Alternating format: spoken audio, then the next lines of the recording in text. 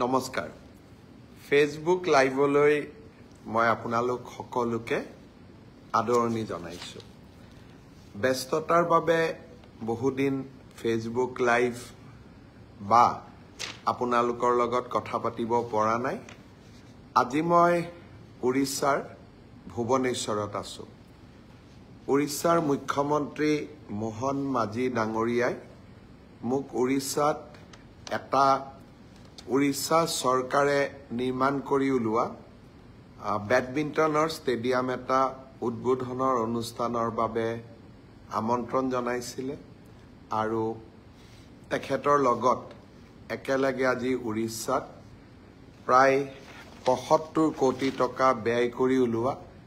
খুব সুন্দৰ বেডমিণ্টনৰ ষ্টেডিয়াম এটা উদ্বোধন কৰাৰ সৌভাগ্য হ'ল ভুৱনেশ্বৰত আহিলে জগন্নাথ মন্দিৰলৈ গৈ সেৱা কৰাটো সঁচাকৈ এটা আনন্দৰ বিষয় আৰু ভুৱনেশ্বৰত কোনোবাই মাতিলেই নিমন্ত্ৰণ এই কাৰণে ৰক্ষা কৰো যাতে জগন্নাথপুৰী মন্দিৰলৈ যোৱাৰ এটা সুযোগ পাওঁ আজিও ৰাতিপুৱা জগন্নাথ মহাপ্ৰভুৰ মন্দিৰলৈ গলো মহাপ্ৰভুক সেৱা জনাই সকলোৰে মংগল আৰু শান্তি কামনা কৰিলো অহাকালি ৰাতিপুৱা যোৰহাটলৈ যাম আৰু পৰহি দিনাখন গোলাঘাটত থাকিম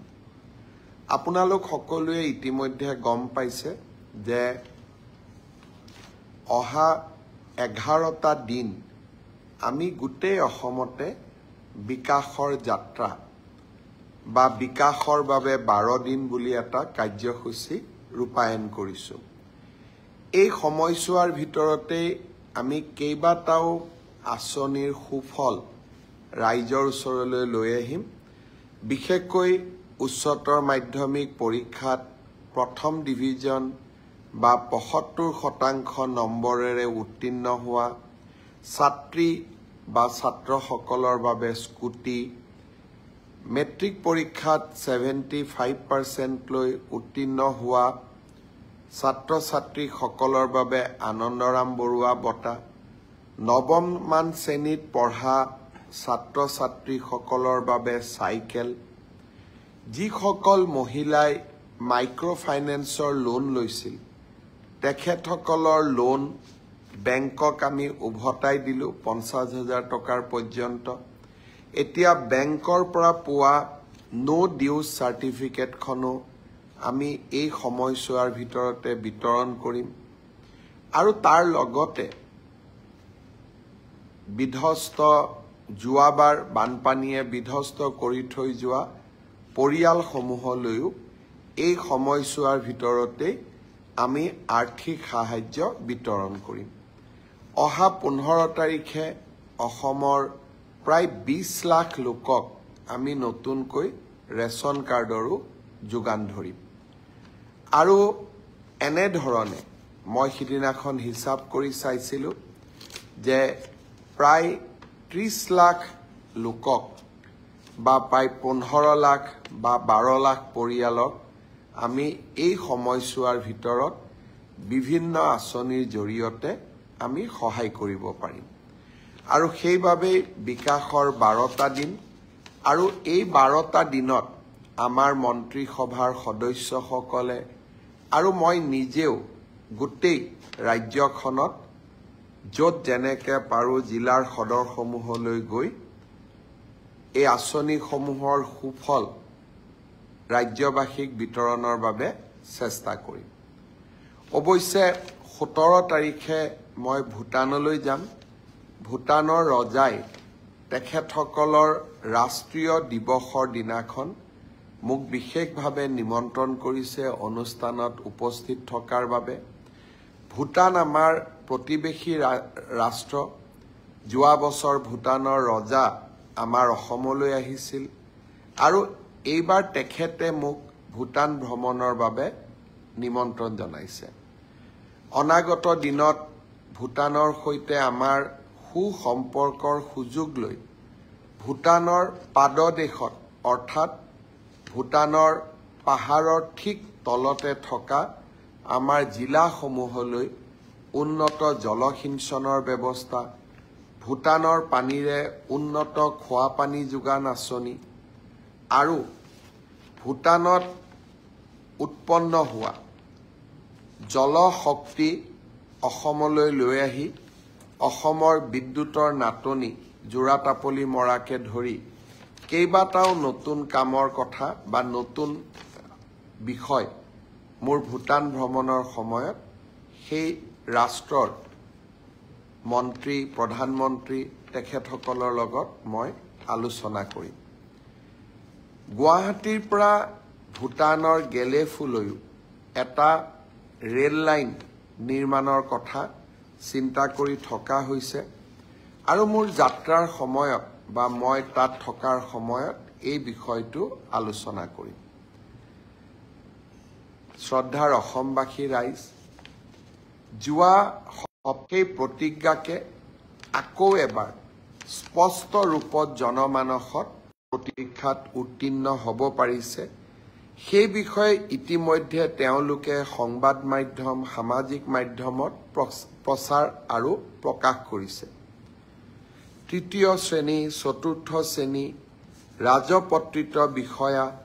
লোকসেৱা আয়োগৰ পৰীক্ষা এই সকলো বিলাকতে মেধাৰ ওপৰত যি এক নিযুক্তি প্ৰক্ৰিয়া আমি যোৱা ৩.৫ বছৰত স্থাপন কৰিব পাৰিলোঁ, সি ভাবোঁ আৰু মই অনুভৱ কৰোঁ সি আমাৰ চৰকাৰৰ কাৰ্যকালৰ এটা হাই পইণ্ট অৰ্থাৎ এক সৰ্বশ্ৰেষ্ঠ সফলতা হৈ থাকি যাব। ২০১২ চনত মই শিক্ষামন্ত্ৰী হৈ থাকোঁতে শিক্ষক নিযুক্তিক স্বচ্ছতা দিবলৈ চেষ্টা কৰিছিলোঁ। আজি ২০২৪ চন পাৰ হৈ যাব, ২৫ত আমি ভৰি দিম। যোৱা ১৩টা বছৰে শিক্ষক নিযুক্তিৰ প্ৰক্ৰিয়াক আমি সম্পূৰ্ণ দুৰ্নীতিৰ পৰা আঁতৰত ৰাখিব পাৰিলোঁ আৰু মেধাৰ ওপৰত চাকৰি পোৱা শিক্ষকৰ চাকৰি পোৱা প্ৰক্ৰিয়াটোক আমি ইনষ্টিটিউচনেলাইজ অৰ্থাৎ স্থায়ী কৰিব পাৰিলোঁ। যোৱা ৩টা বছৰত লোকসেৱা আয়োগৰ পৰীক্ষাকো আমি এক নিৰ্মল গংগালৈ ৰূপান্তৰ কৰিলোঁ আৰু এইবাৰৰ এডিআৰই পৰীক্ষাক যদি আমি নিকা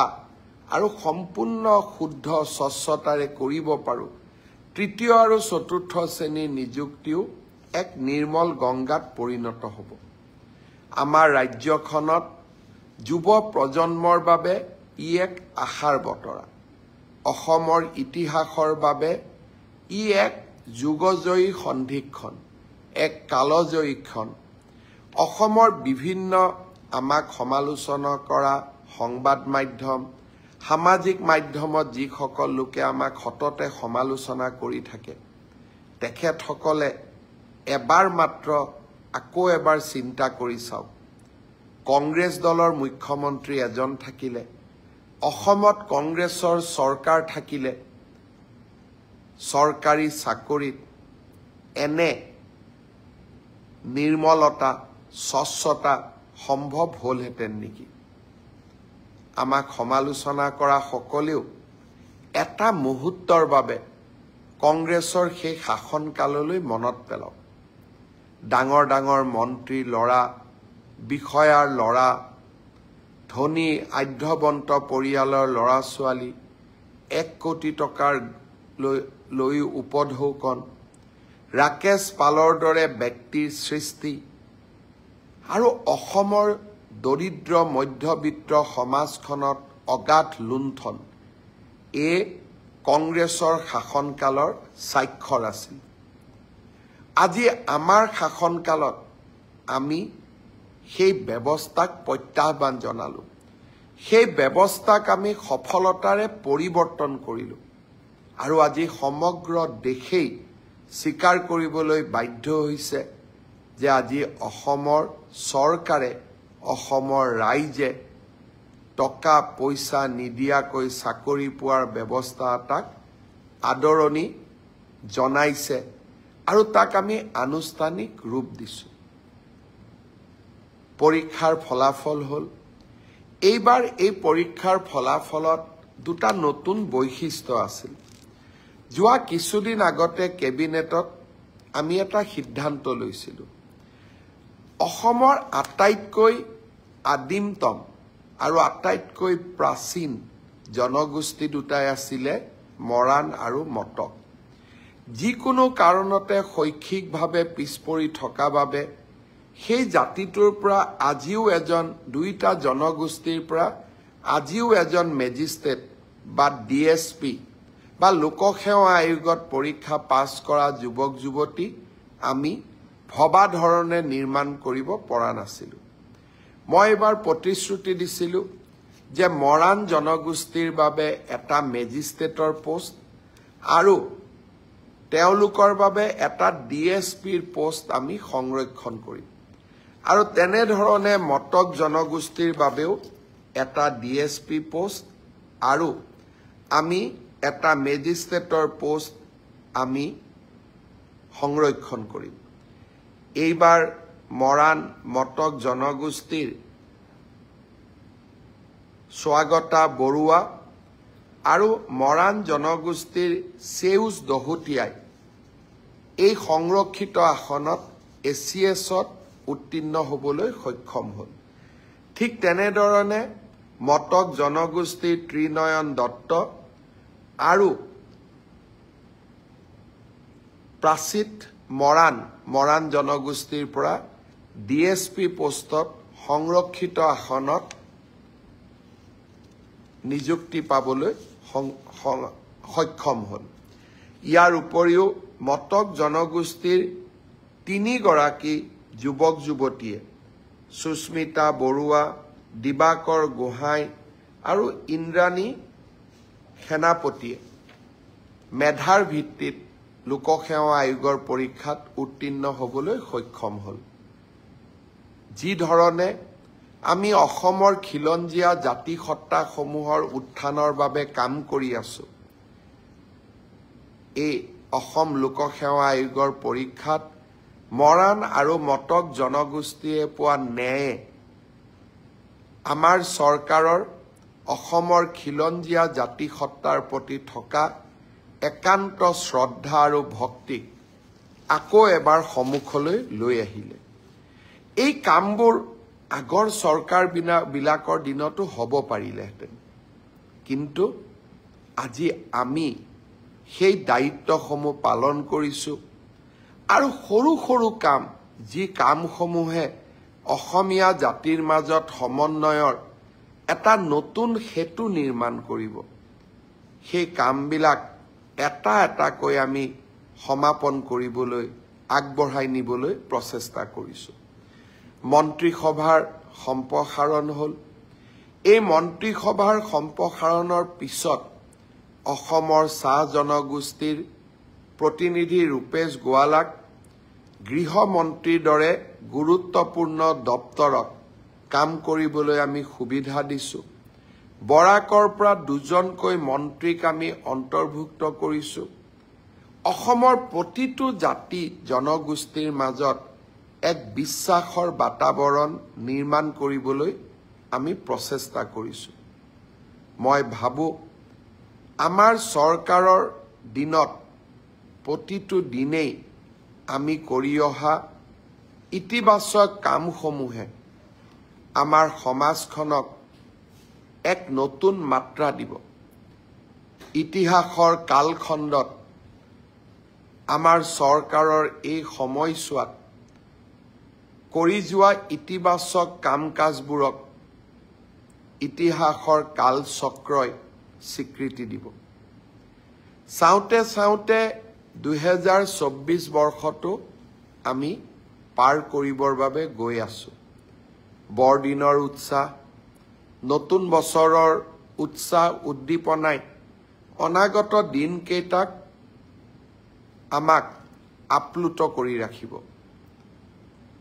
আনন্দৰ মাজতেই বহু পৰিয়ালৰ মাজত দুখৰ বন্যাও আহে। বিশেষকৈ এই সময়ছোৱাত গাড়ী মটৰৰ এক্সিডেণ্ট বাঢ়ে, মটৰচাইকেলৰ এক্সিডেণ্ট বাঢ়ে আনন্দ উৎসাহৰ সময়খিনিতে বহু ব্যক্তিৰ জীৱনলৈ দুৰ্বিষহ নামি আহে অন্ধকাৰৰ কলীয়া ডাৱৰ নামি আহে বহু পৰিয়ালে এই সময়ছোৱাতে জীৱনৰ আটাইতকৈ দুখৰ সময়খিনিৰ সন্মুখীন হ'ব লাগে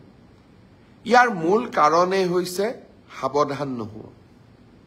মই অসমবাসী ৰাইজক অনুৰোধ কৰিম যে আমি নতুন বছৰত আদৰণি জনোৱাৰ সময়ত মটৰচাইকেলত স্কুটাৰত আমি হেলমেট পিন্ধিবলৈ যাতে পাহৰি নাযাওঁ মই অসমবাসী ৰাইজৰ বিশেষকৈ আমাৰ পৰিয়ালৰ মা বোৱাৰী সকলোকে মই অনুৰোধ কৰিম ঘৰৰ মানুহজনক সদায় মনত পেলাই দিব হেলমেট নিপিন্ধাকৈ যাতে তেওঁলোকে মটৰচাইকেল নচলায় খুৰাপান কৰি গাড়ী চলাই আমি বহুতে মৃত্যুৰ সৈতে সন্মুখীন হৈছোঁ মই ভাবো খুৰাপান কৰি গাড়ী নচলোৱাটো আমাৰ বাবে এক দায়িত্ব সেই দায়িত্ব মোৰ জীৱনৰ বাবে নহয় মোৰ পৰিয়ালটোৱে যাতে মোৰ অবৰ্তমানত কষ্টকৰ জীৱন যাপন কৰিব নালাগে সেয়া মোৰ পৰিয়ালটোৰ প্ৰতি দায়িত্ব মইতো নোহোৱা হৈ যাম মোৰ অবৰ্তমানত পৰিয়ালটোৰ উপাৰ্জন ক'ৰ পৰা আহিব পৰিয়ালটোৱে কেনেকৈ চলিব যি মাতৃৰ বুকু খুদা হ'ব সেই মাতৃক সেই ক্ষতিপূৰণ কোনে দিব মোৰ অনুৰোধ হেলমেট নিপিন্ধাকৈ এইকেইদিন বিশেষকৈ এই 15টা দিন স্কুটাৰ মটৰচাইকেল একেবাৰেই নচলাব আপুনি যদিও খুৰাপান নকৰে সন্মুখৰ পৰা অহা ট্ৰাকৰ ড্ৰাইভাৰজনে যে খুৰাপান নকৰাকৈ থাকিব তাৰতো কোনো গ্যাৰেণ্টি নাই সেইবাবে আমি নিজেই নিজক ৰক্ষা কৰিব লাগিব নিজে আমি সাৱধান হ'ব লাগিব আপুনিও খুৰাপান কৰি গাড়ী নচলাব লাহে লাহে শীতৰ ৰাতিবোৰ আকৌ আমাৰ মাজলৈ উভতি আহিছে শীতকালত ৰাতিপুৱা সময়ত কুঁৱলীয়ে সমগ্ৰ পৃথিৱীখন ঢাকি ৰাখে যোৱা বছৰ দেৰগাঁৱত হোৱা সেই দুখ লগা দুৰ্ঘটনাৰ ছবি মোৰ এতিয়াও মনত আছে মই যেতিয়া দুৰ্ঘটনাৰ পিছত দেৰগাঁৱলৈ গৈছিলোঁ সন্তানহাৰা মাতৃসকল স্বামীহাৰা পত্নীসকলক দেখা পাই দুখত ম্ৰিয়মান হৈ পৰিছিলোঁ যোৱা কেইদিনমান আগতে মই ডায়েৰী মোৰ এই বছৰৰ ডায়েৰীখন প্ৰকাশ কৰিবলৈ যোৱাৰ বাবে ডায়েৰীৰ পাতবোৰ চাই থাকোঁতে সেই দিনটোৰ ডায়েৰীখন পঢ়িবলৈ যাওঁতে মই পুনৰ মনত সেই একে কষ্টই অনুভৱ কৰিছিলোঁ মই অনুৰোধ কৰিম পিকনিক আমি খাব যাম কিন্তু কুঁৱলী থাকোঁতে বাছখন কুঁৱলীৰ মাজেৰে চলাই লৈ যোৱাৰ কোনো প্ৰয়োজন নাই আমি আমাৰ সময়সীমাৰ পৰিৱৰ্তন কৰিব পাৰোঁ ড্ৰাইভাৰজনক ভালকৈ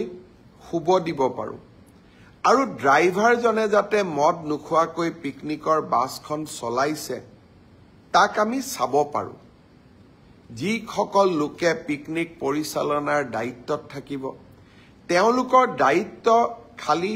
পুঁজি সংগ্ৰহ কৰা পিকনিকৰ খাদ্যদ্ৰব্য যোগাৰ কৰা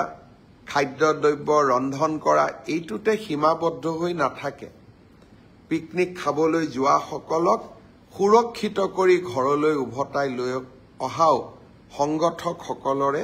দায়িত্ব মই আশা কৰোঁ অহা কেইটামান দিন পিকনিকৰ বতৰ বৰদিনৰ বতৰ নতুন বছৰৰ আদৰণি এই সময়ছোৱাত এই কথাকেইষাৰ যাতে আমি মনত ৰাখোঁ শ্ৰদ্ধাৰ ৰাইজ 5টা উপনিৰ্বাচনৰ ফলাফলৰ পিছত মই আজি আপোনালোকক প্ৰথমবাৰৰ বাবে ফেচবুক লাইভত সাক্ষাৎ পাইছোঁ মই এই আপাহতে বিহালী ৰাইজক, চামগুৰিৰ ৰাইজক, ধলাই ৰাইজক, চিডলি সমষ্টিৰ ৰাইজক আৰু বঙাইগাঁও সমষ্টিৰ ৰাইজক